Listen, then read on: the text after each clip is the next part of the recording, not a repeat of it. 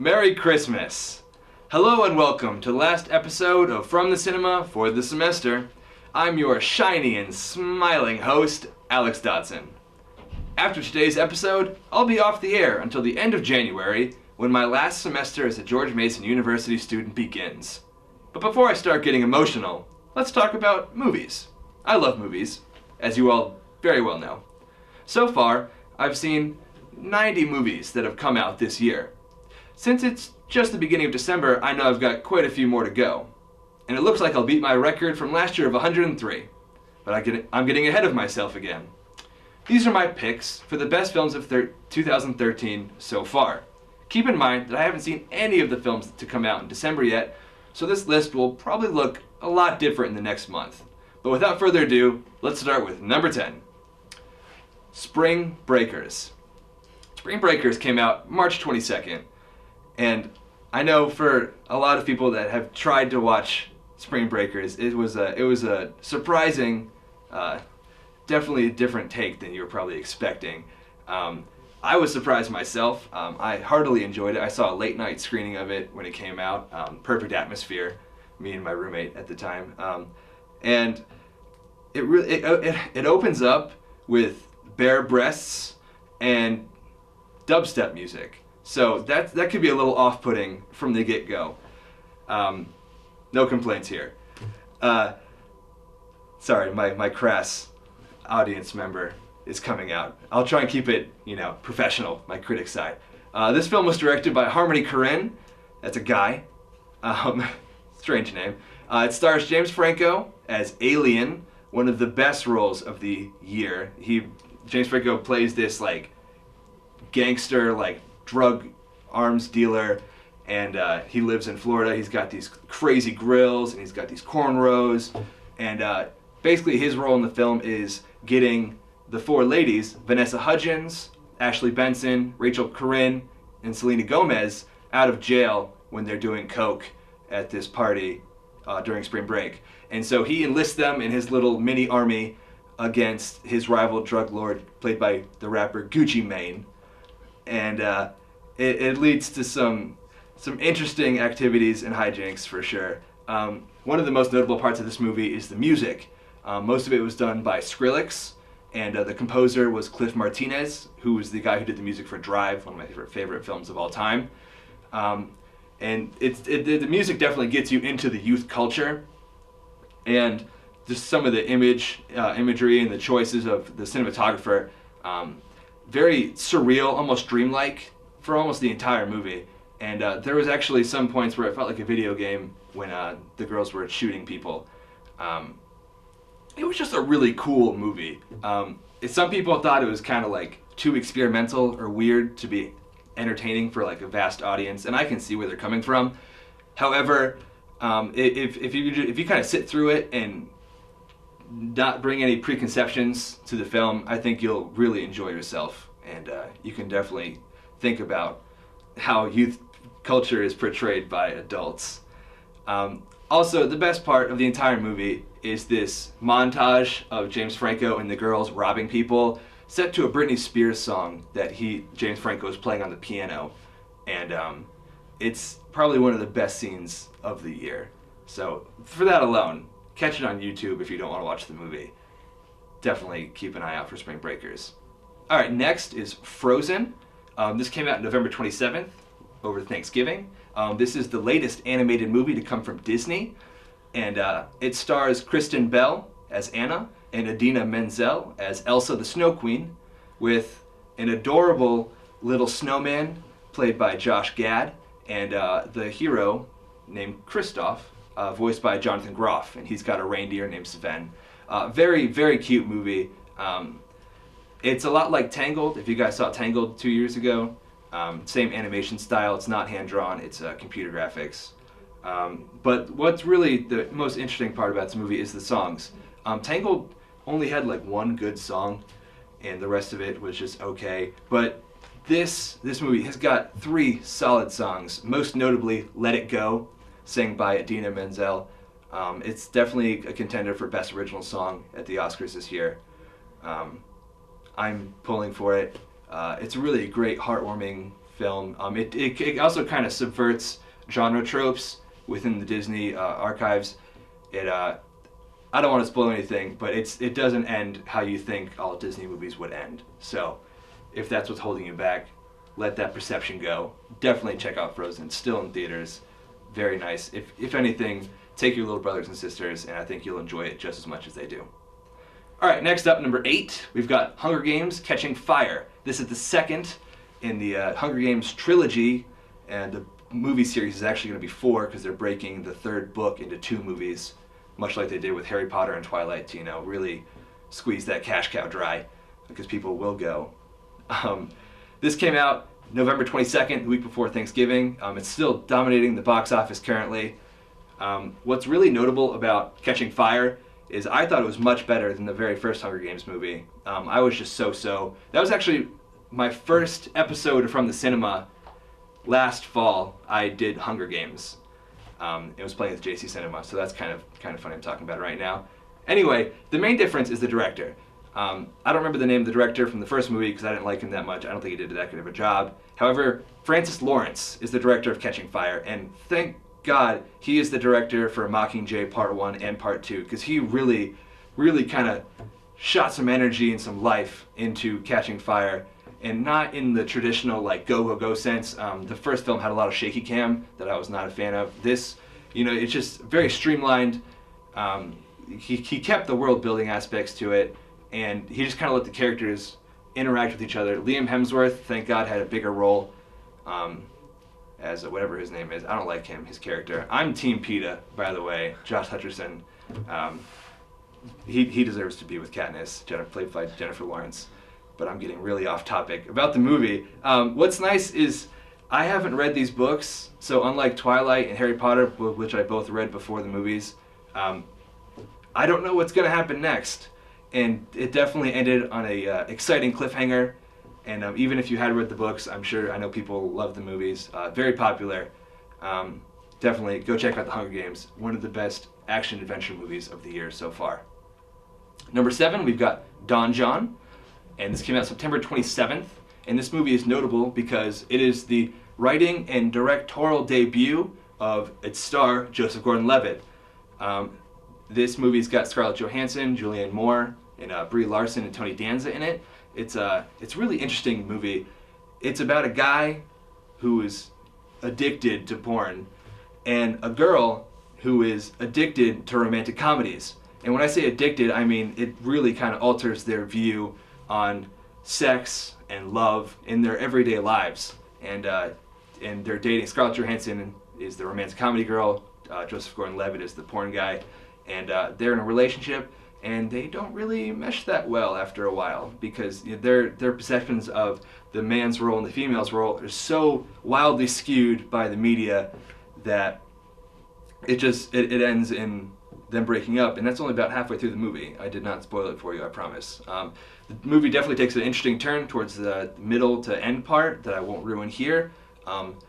It's definitely the funniest movie that I've seen this year, and a really solid debut for Joseph Gordon-Levitt as director, so I'm looking forward to more movies from him in the future. Number 6, Youre Next. This movie came out August 23rd. It actually premiered 2 years ago at the South by Southwest Film Festival, and it was much like Cabin in the Woods. It was docked on the shelf of some bigwigs production shelf, and they brought it out finally, and I'm so glad they did. This is the best horror film that's come out this year. It's a home invasion thriller. It's very exciting. It's got definitely some scary parts. It's not the scariest movie of the year. Probably Conjuring is the scariest, but this is my favorite horror movie. This also has some subverting genre tropes, which I'm always a big fan of. It's from the female's point of view, and she totally kicks ass. This movie is all about how, while people can come and try and kill you in horror movies, there's nothing stopping you from fighting back, because this is what this chick does. She fights back. And it's a really, really nice change of pace. And there's this one scene with a blender that is horrifyingly awesome that needs to be seen, because you probably wouldn't believe me if I told you. And one of the other great parts is that this film, it doesn't go the direction you think it's going to go. It's got plenty of plot twists, and definitely very entertaining. check out Youre Next. Number 5 is Short Term 12. This is a little indie movie that came out August 23rd. Destin Daniel Cretton is the director. He's definitely an up-and-comer to keep an eye out for. It stars Brie Larson, John Gallagher Jr., who's from The Newsroom, Caitlin Dever, and Keith Stanfield. Now, the standout from the cast is Keith Stanfield. He plays the character of Marcus. This film is it's a foster care facility for at-risk teens, and Marcus's role, he's this 17-year-old about to turn 18, so he's not eligible to stay in there anymore, and he expresses himself through rap, and he's got an original song, a rap that he wrote in the film that the actor actually wrote for his character, and it was very moving. I cried more in this movie than I have in any other movie this year. It's an absolutely amazing film. Definitely check it out. Number 4, we've got Fruitvale Station, and that came out July 12th. I'm sure everybody's heard of the Oscar Grant shooting incident that happened a couple of years ago, New Year's Eve, 2008, with Oscar Grant. He was pulled off a metro when a fight broke out, and there was an incident of police brutality where he was put on the ground and handcuffed, and when he asked why he was being arrested, he was shot in the back and died. That's not spoiling. This happened a couple of years ago, and it tells you at the very beginning of the film that's what's going to happen. And the film, the director Ryan Coogler and the star Michael B. Jordan, they really kind of craft a 24 hours, like the leading up to the incident, beautifully. It's a day in the life kind of movie, and it really just it deepens the emotions knowing what's going to happen before it happens. And I cried quite a bit in this movie as well. Definitely a real tearjerker, not a dry eye in the audience. Look for some Oscar play from Michael B. Jordan, because I think he deserves it. Moving on to number 3, Mud. This came out May 10th. Writer-director Jeff Nichols, one of my favorite directors. It stars Ty Sheridan, he's this 14-year-old kid, and Matthew McConaughey, as well as Reese Witherspoon. This movie, it's got a fairly simple plot, but it's really the cinematography that really enhances the magic, the movie-going experience. Adam Stone is the cinematographer, and he really captures the beauty of the Mississippi River in his opening shot in particular with a Steadicam, and it's very majestic. It kind of puts you at ease, and you're just kind of appreciating nature, and I'm not even really a big nature guy. The story is about this runaway, played by Matthew McConaughey, and these 2 kids find him living on an island in Mississippi River, and I won't say any more, but this movie is to be seen and rather than described, so go ahead and see Mud. Number 2, we've got Gravity. I'm sure you all have heard of Gravity. It came out October 4th, directed by Alfonso Cuarón, starring 2 people, Sandra Bullock, who plays Dr. Ryan Stone, and George Clooney, who plays Matt Kowalski. And they're astronauts working on the Hubble telescope when this this Soviet-Russian satellite comes crashing.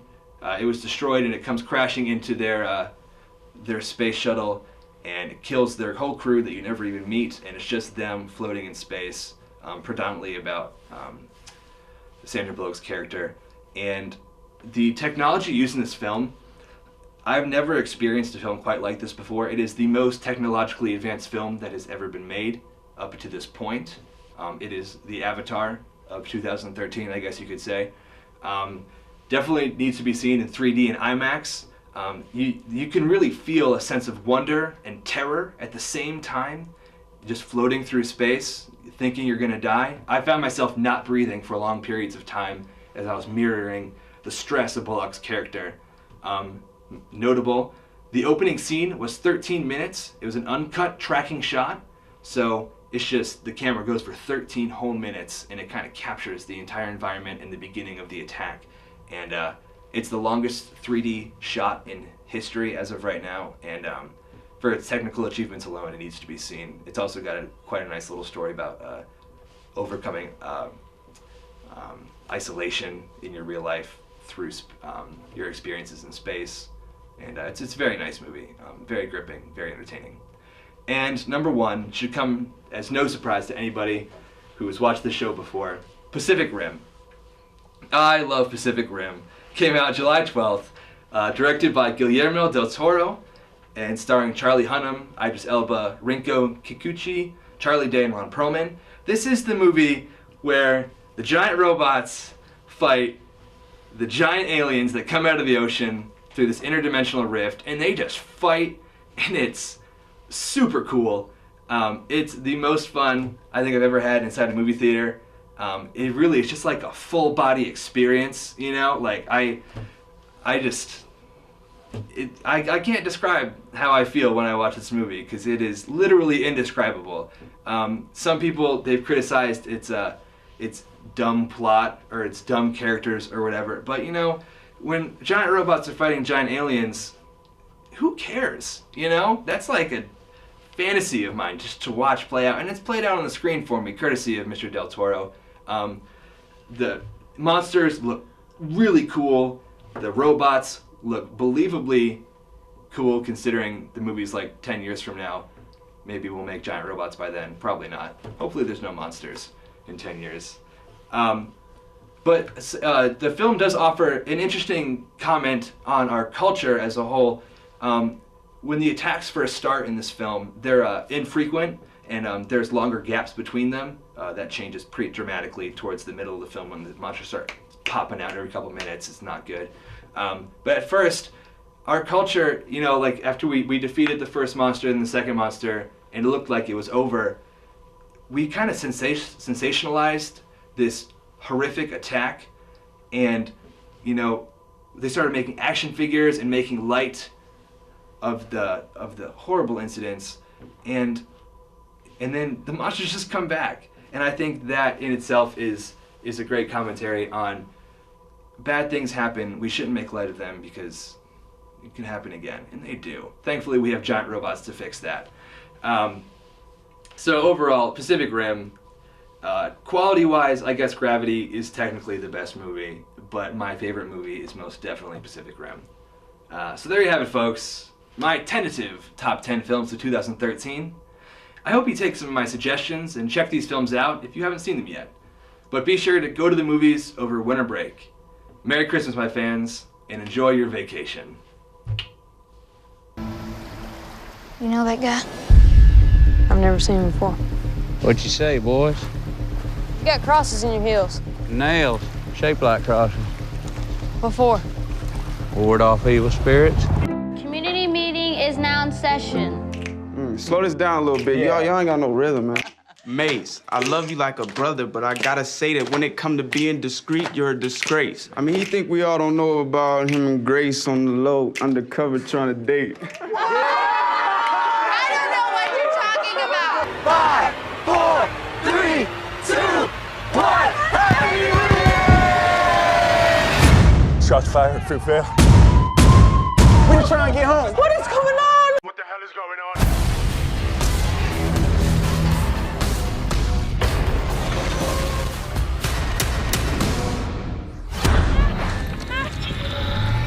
Explorer's been hit. Explorer, do you read? Explorer, over. Explorer. Astronaut is off structure. Dr. Stone is off structure. Dr. Stone's intact. You must detach. If you don't detach, that arm's going to carry you too far. Listen to my voice. You need to focus. I'm losing visual of you. In a few seconds, I won't be able to track you. You need to detach. I can't see you anymore. Do it now. That's fine.